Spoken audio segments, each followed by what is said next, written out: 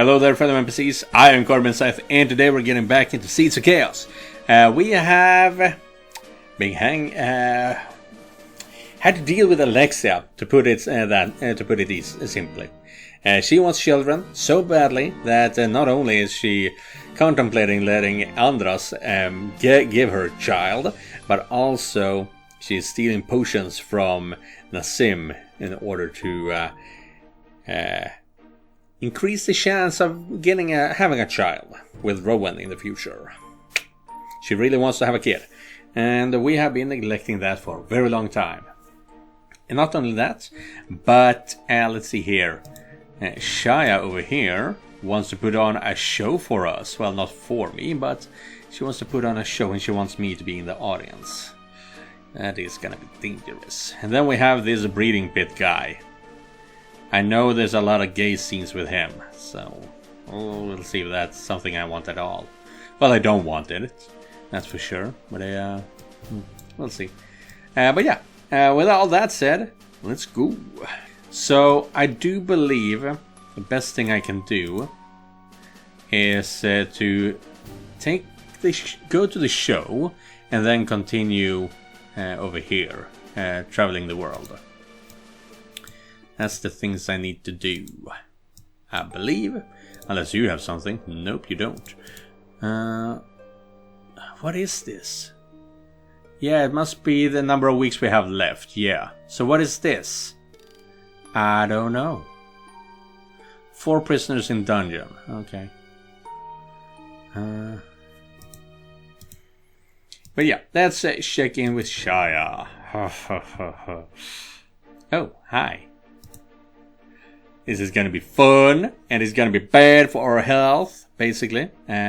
Or we are gonna be more corrupted, I mean. Rowan arrived at the brothel to find a small crowd waiting in the lobby. Much of the audience consisted of orcs who stood around with impatient expressions. But a few humans and mercenaries could be found strewn about waiting. One must have been a commander because he has a large ornate cape hanging down his back. Didn't have to wait long before the brothel attendant came to call. She was a pretty girl, with a shapely body and short-styled brown hair.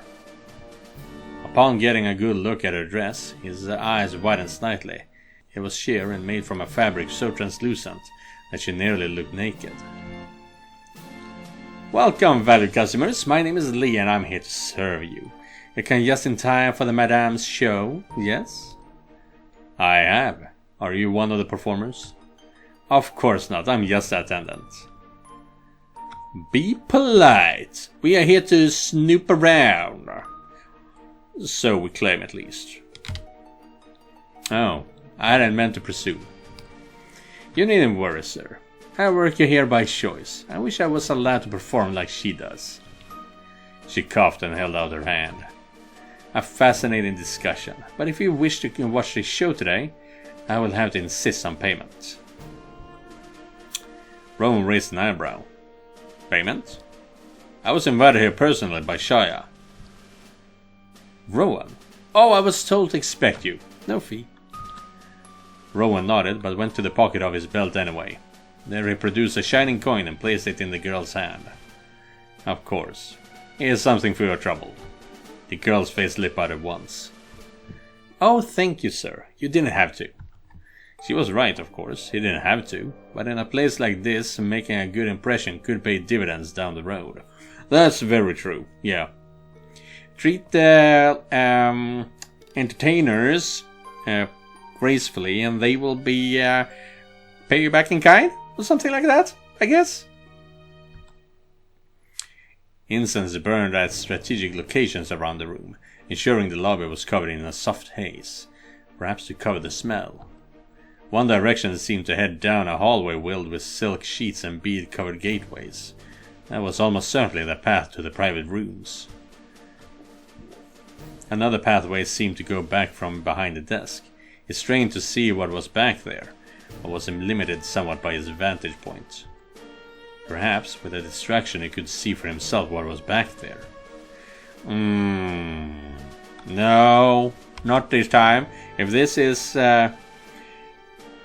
hopefully we can do this again, but now just go for the show. Rowan shook his head.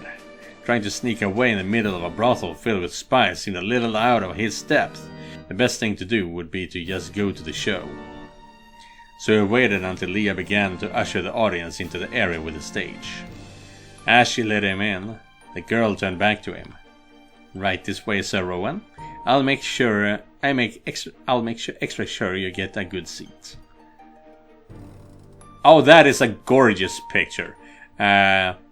Interesting choice of ornament here as well. But yeah. A shared roar amongst the crowd. Shaya lowered herself into a squat behind the onyx and rubbed her crotch from the base to head in a rhythmic motion, steadying herself with her right hand.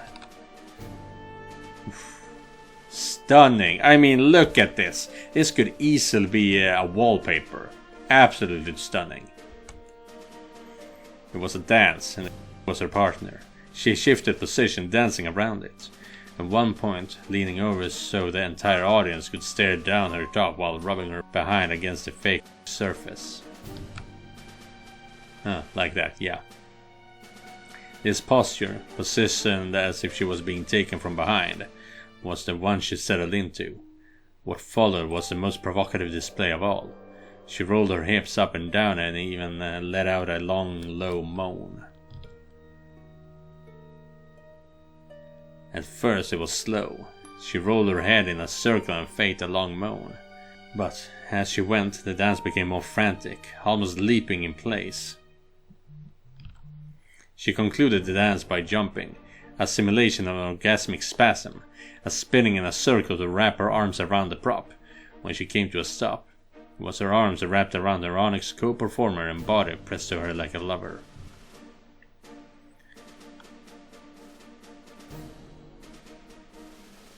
Oh, okay, that was it. Okay. When the music came to a halt, a cheer went through the crowd. How could they not love a performance like that? Rowan himself could attest to its effectiveness. This Shaya he had never seen before. This vixen on stage let out an appreciative purr. She basked in the attention of the crowd. But Rowan didn't bother to approach the stage or try to talk to her. Shaya was working. As soon as the performance was done, men were calling out from the seats asking to be first in line. Shaya walked into the crowd and threw herself into the arms of a hungry-looking mercenary. Rowan stood up and made for the exit. But even as he did, he looked back at Shaya in the moment before she disappeared into the silks of the back rooms. She was eyeing him as well. Once more he could only suppose she was smiling. That night, before anything else, Rowan sat down in the chair by his desk. The segment of parchment he had drawn up the day he met Shaya was in his hands. Who is Shaya? Rowan frowned and started to write. Shaya is... But he could go no further. He hadn't really answered that question, had he? Rowan let his hand with the quill fall to his side. He really hadn't discovered much about her today, had he? His main observation had been... Yeah. I guess we should have sneaked into the back rooms then. Well, damn. I am bad at these games. Oh. Give me an actual problem and I will solve it. But be a sneaky bastard and I will fail. Rowan frowned and brought his quill back to the parchment.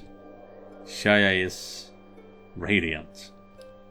Then he tucked the parchment back into his book and retreated to bed. He had a lot of important things in his mind that he needed to work out. That's it. Can we watch a new show? Yeah, watch Shaya put on a show and do the thing again. Oh, I see. But we're not doing that twice in a row. But that was about it. So, because I don't want to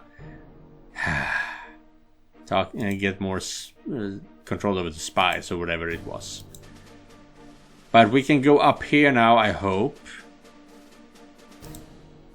Generic Library Event 1. Alexia spent the week working for Cleone as an assistant librarian. She fetched books when they were needed and returned them when they were not. When Cleone didn't need her, she would catalog the massive library shelf by shelf, book by book. This project had been something that Cleone had been working on herself.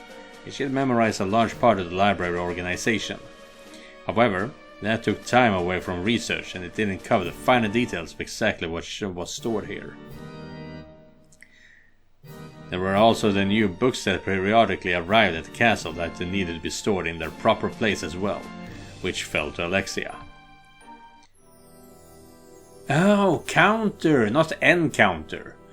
Ooh, I see. So she's like getting librarian points or something. That's exactly what it said, now that I think about it. And I wanted to go over here to see if we can get some more information about the orcs.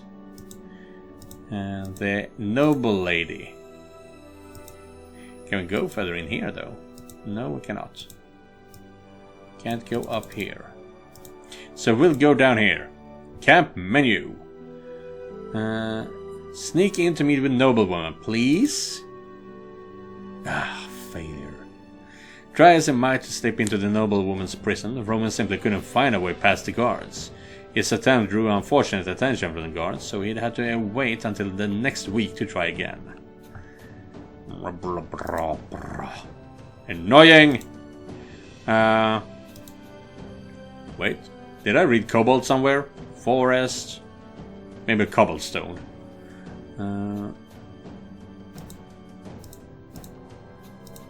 Where do we go?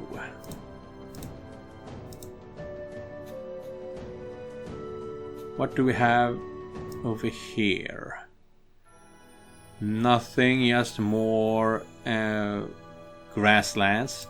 Maybe... how do I bring Alexia over here? Oh, what's going on here? Is that just a forest? I don't know. Let's see, and this is where we found the black elf from before. I guess this week is a complete waste of my time. Please fetch medicine.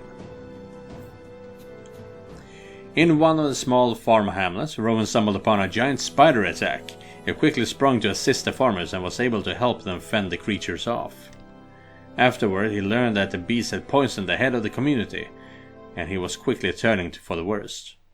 The villagers told him that they knew of a hermit living not so far away who would be able to procure the necessary antidote.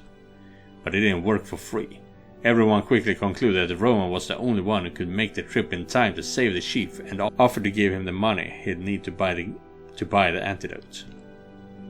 It would be a long trip to collect, and wouldn't allow for detours along the way. Okay.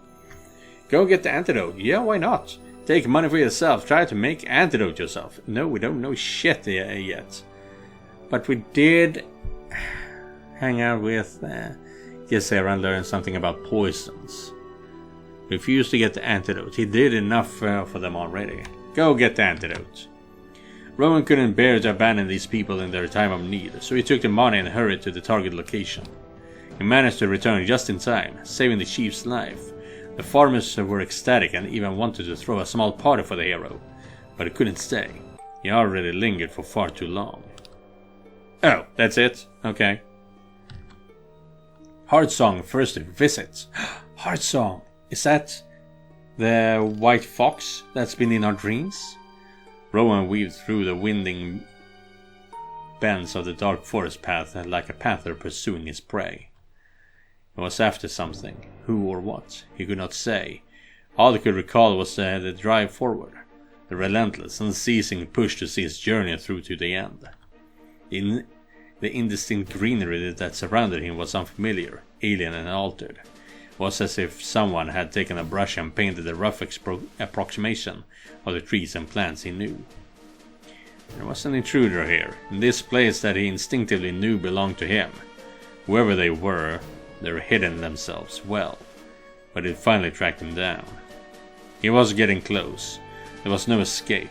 It was almost upon them. He cleared the final clinging branches and stepped out into the clearing to see a sight he never in his life expected to see again.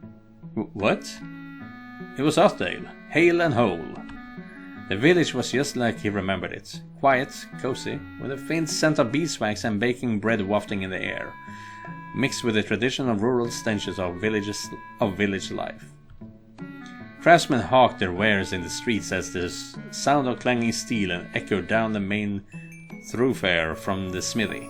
In the distance, the laughter of children rose above the din as they chased one another through the narrow alleyways. It was a bright sunny day, not a cloud in the sky. Perfect weather for an afternoon stroll. Alexia would no doubt be busy preparing a light lunch for the two of them to share, before Rowan went off on another hike to... No! Stop it! This isn't real. Rowan knew instinctively what his memory was.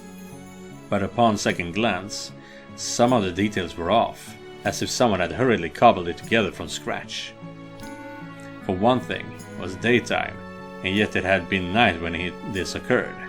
The moon hung in place of the sun in the sky, and yet daylight was everywhere.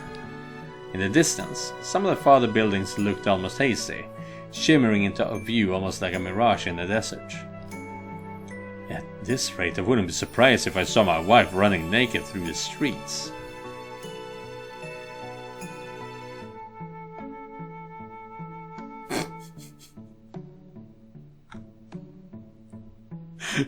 As if on cue, the utter absurdity occurred. A nude redhead charged across the town square, laughing and giggling as it flashed literally everyone on her voyeuristic adventure.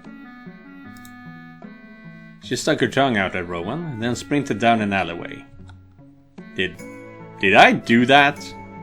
Rowan considered the thought. It was a dream after all, and a lucid one at that. Perhaps he had more power here than he thought. He glanced up at the incongruous moon hanging high above his head. Wheels turned as he considered the thought.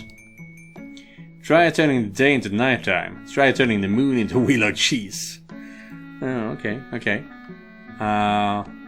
Yeah, sure. But he did remember this, and that was up during nighttime. I don't know what that is, so maybe we'll see something fun. Rowan closed his eyes, remembering the time of day this particular memory occurred. He willed the night to come. He opened his eyes and was greeted with an old familiar sight of a peaceful, quiet Arthdale in the late evening. Wow! And then, as if his captor had been waiting for him to finish his explorations, the memory itself began.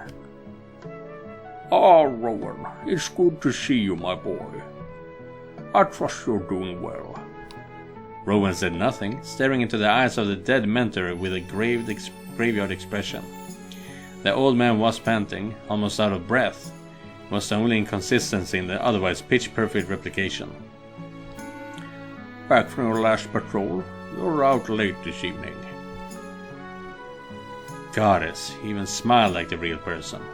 Rowan felt something painful well up in his chest. He knew what memory this was, what he was supposed to say, but the words caught in his throat. You expect any less of me, old friend? Rowan refused to follow the phased script. Yeah,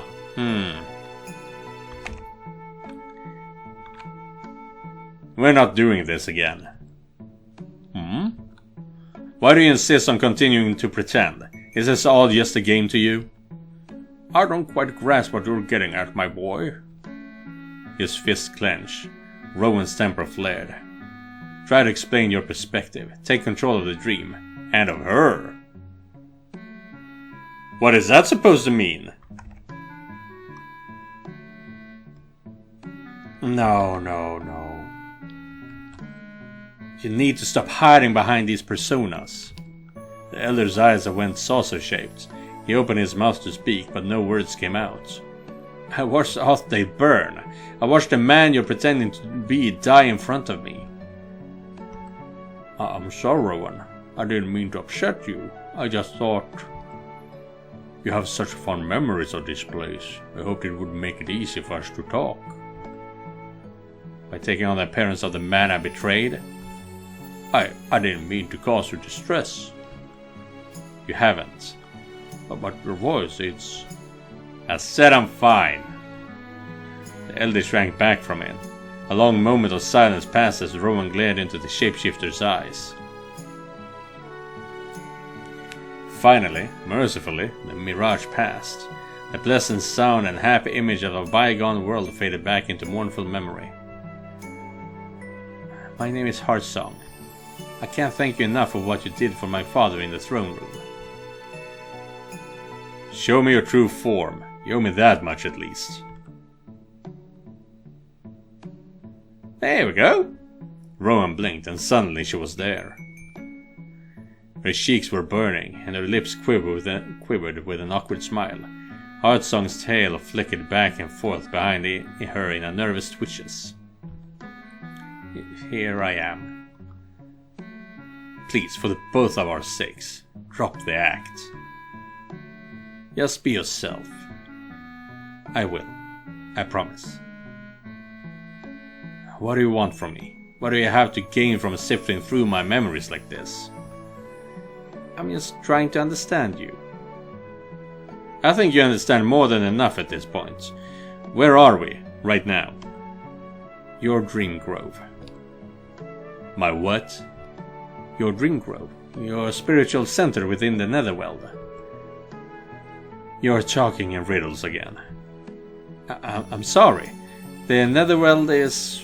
well, it's the realm of spirits and dreams. It exists parallel to the world you know. It's my home. The ley lines are its physical manifestations in your reality. We Fae live within them. And my dream grove is... your particular section of the netherworld. One that all soul-bearing mortals possess. It is the spiritual representation of all your dreams, your memories, and your experiences. Like a grove in a forest. You visit this place whenever you sleep. It is tied to you. It exists within you. Think of me like a watcher at the door, staring into the room that constitutes your life.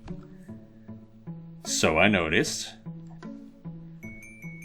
Heartsong's lip quivered as she glanced down, unable to meet his gaze. Her pale tail drooped towards the non-existent ground behind her. I'm sorry for spying on you. I didn't mean to impose. It's okay, I guess we can move on from it. Don't do that again without my permission. Set some boundaries. I believe it's a good thing to do. Just as long as you understand that it's not okay to invade my memories. I did not intend to invade your memories, Rowan. I want to help you. Last we spoke, it seemed like you were trying to enlist my help. I am. I mean, we are. But I want to help you too. You're not making much sense. I'm sorry. This isn't how I thought things would go between us. Rowan folded his arms over his chest, affecting a relaxed posture. Despite the brave front she was trying to put on, the Fae was fearfully shy. Take your time. I'm a captive audience after all. She took in a deep breath and exhaled heavily. My people stand at the crossroads, Rowan. For centuries we lived in peace, watching the waking world from afar, but over time we have become divided, hateful to each other. Now we are pulled in two directions. My father, Whitescar, and auntie, Lady Arcel, they're at each other's throats, and I don't know how to stop it. This business with the twins is just the latest and most dangerous conflict. Only Queen Cassandra still keeps the peace between them, and even then, only just. What does this have to do with the Fae and threatening the twins over the use of the ley lines? Heartsong's ears pulled back against her head. Why do you think there are two ambassadors currently representing one people? They have different visions of what that might mean. I don't want this war to happen. I don't want people to die. But I'm a nobody, a recluse. I barely interact with my fellow Fae. I can't stop what I know is coming, not alone. What do? Do I just let things happen as they are? I don't want to get involved, but I'm scared of what will happen if I just stand by and watch, like I do with everything else. So why me? Why go out to all this trouble, sift through my memories? Why go to all this trouble, sift through my memories, drag me through these dreams, just to bring me here? Because you're someone who I believe would understand. Ever since I first discovered your dream grove, I have felt that. And just how long have you been watching me? Heartsong's face flushed cherry red. She glanced down at the table. lips quivering. Longer than I care to admit. Enough to have witnessed most of your memories. How many? Almost all of them. So you know everything about me. Heartsong nodded. As much as anyone can ever know the mind and soul of another.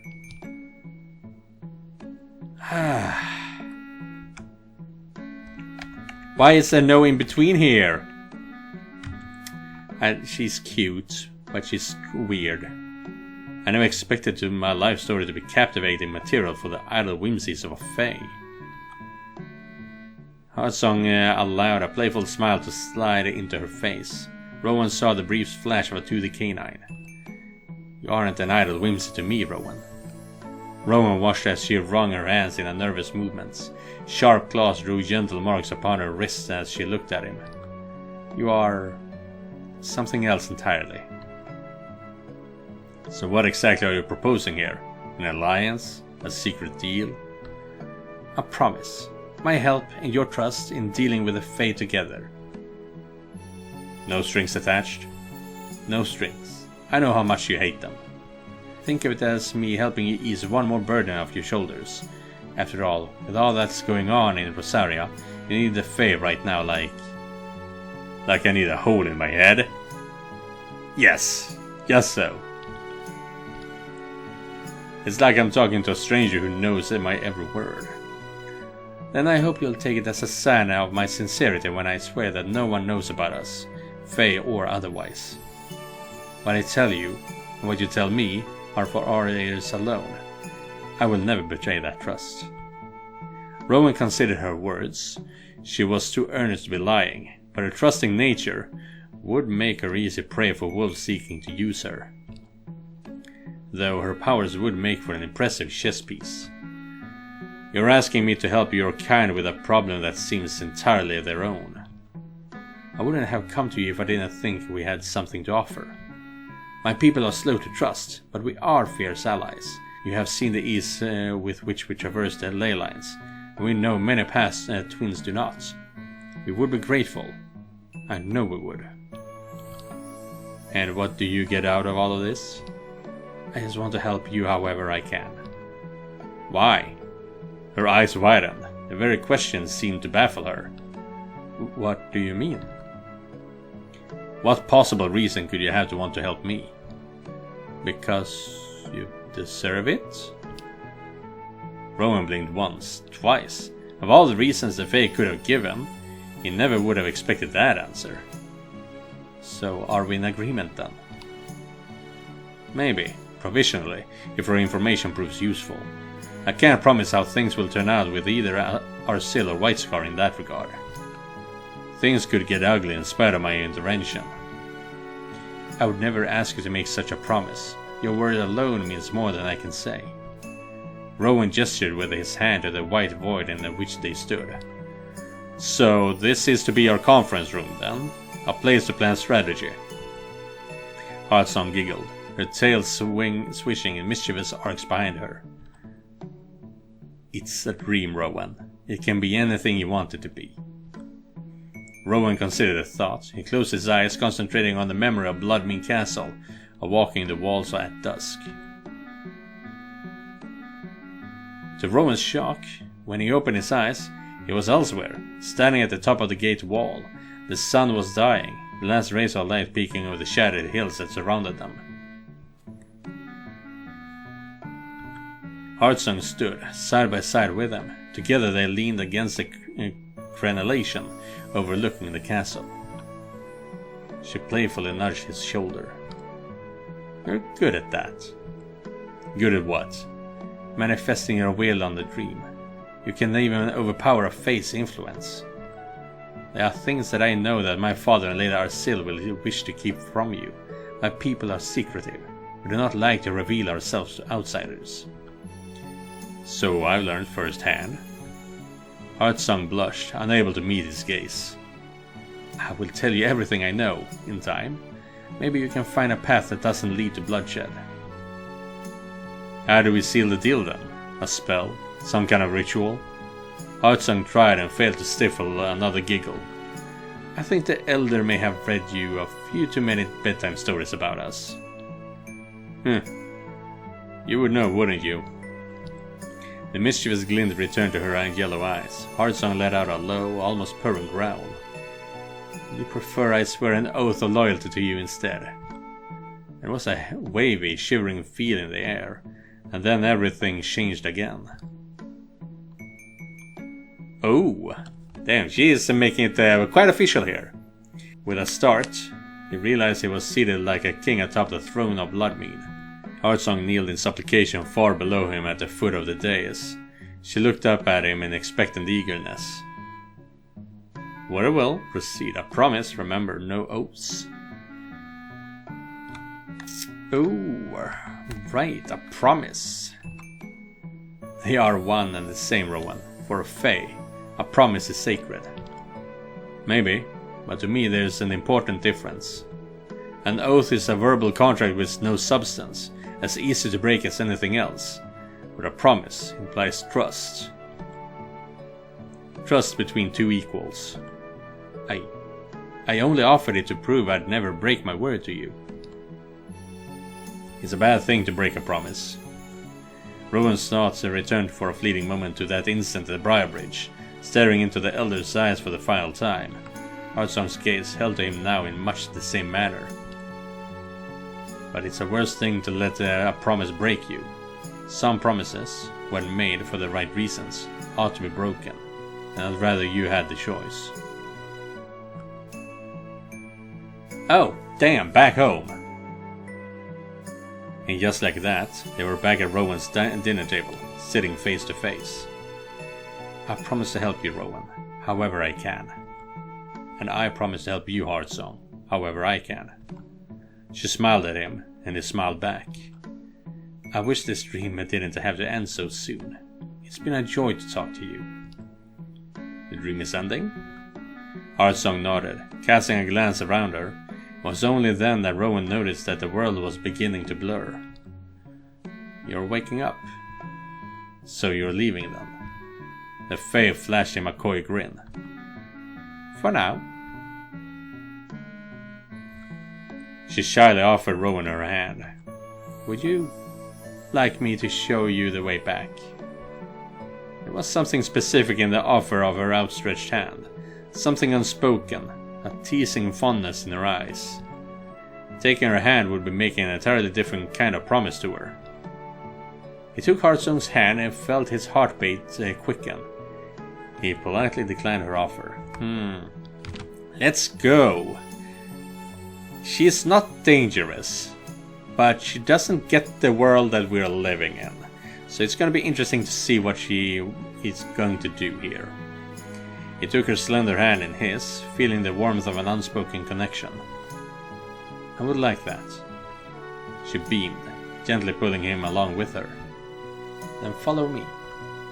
She led him by the hand to the edge of black nothingness, to the shore of colorless pool almost indiscernible from the rest of the dream. They stood there, hand in hand, staring into the abyss. At the very bottom of that nothingness, Rowan could just make out two windows of light. Are you ready to wake up? Yes. Then on 3. 1, 2, hop! Yeah! Ooh! Aye! Not a pretty face, but this is a pretty picture. What is going on here? The playful fox leapt that second too early, catching Rowan off guard and dragged him down after her. He felt the sensation of falling, but it was as if they were moving in slow motion. Together, the two plummeted towards the pair of peeking windows, opening up to bright light. Heartsong laughed as she looked back at him, her yellow eyes gleaming with mischief. That was a dirty trick! You're fun to tease. He felt her hand squeeze his own. Heartsong's expression softened. She leaned her face to his, and for a moment, he thought, her lips brushed across his cheek. She pulled back, flashing a glimpse of her canines as she smiled at him. Goodbye for now, Amreval. What does Amreval mean? Ugh! Rowan's head hit the pillow as if he just landed from a fall. He sat up in a rush, his heart pounding out of his chest as an image of the faceless expression flashed through his mind. He tried to calm his thudding heartbeat, but it only seemed to quicken at the thought of her. Rowan's hand went to his cheek. After a moment of reflection, he let out a small laugh.